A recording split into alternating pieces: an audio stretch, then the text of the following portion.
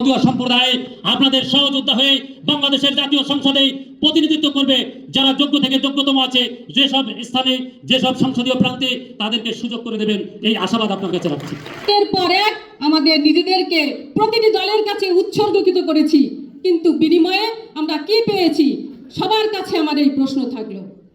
আপনার কাছে আমাদের মতুয়া সম্প্রদায়ের বিশেষ দাবি, আমাদের প্রাণের স্পন্দনের জায়গা ছিন্দামোড়াকান্দি, আমাদের আরাধ্য দেবতা শ্রী শ্রী হরিচাঁদ ঠাকুর, আমাদের আরাধ্য দেবতা গুরুচাঁদ ঠাকুর, আমাদের সেই পরম আরাধ্য দেবতা আমাদের জগৎ পিতার জন্মবার্ষিকীতে একদিন ছুটি ঘোষণা করতে হবে। বহুজনের দরজায় আমাদের এই মনের আকুতি জানানোর প্রয়াস পেয়েছি, কিন্তু আমরা কখনো কোনো সুযোগ পাইনি। জনাব তারেক রহমান সাহেবই এই বাংলাদেশের আগামী ভবিষ্যৎ এবং আগামী নেতৃত্ব দেবেন বলে আমরা হিন্দু সম্প্রদায় এটা বিশ্বাস রাখছি।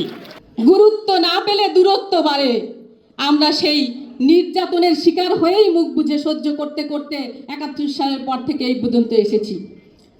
স্বাধীনতা পরবর্তী সময় থেকে আমাদের ভাগ্য উন্নয়নের জন্য তেমন কোনো বিশেষ ভূমিকা কোনো সরকার গ্রহণ করেননি।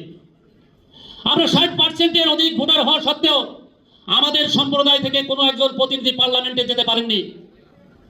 দক্ষিণ অঞ্চলে আমাদের মতুয়া সম্প্রদায়ের বিশেষ বিশেষ সম্প্রদায় হিসাবে খ্যাত সেই আসনগুলো শেখ পরিবারের প্রতিনিধিগণ তাদের আত্মীয় স্বজনগণদের দিয়ে দখল করে রেখেছিল। কখনো আমাদেরকে মাথা উঁচু করে দাঁড়াতে দেওয়া হয়নি।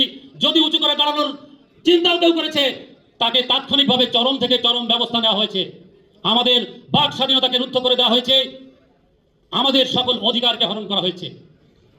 আজ সকল হিন্দু সম্প্রদায় বুঝতে পেরেছে, তারা মন খুলে প্রাণ খুলে বাংলাদেশের সকল প্রতিনিধিগণ আজ জাতীয়তাবাদী দল বিএনপির আহ্বানে সাড়া দিয়ে শুধুমাত্র ঢাকার এই কৃষিবিদ ইনস্টিটিউট নয়, সারা বাংলাদেশের প্রতিটি জেলায় দলে দলে যোগদান করে জাতীয়তাবাদী চেতনাকে শক্তি থেকে শক্তিশালী করে প্রমাণ করে দিচ্ছে হিন্দু সম্প্রদায় কারো ব্যক্তিগত ভোট ব্যাংক নয়।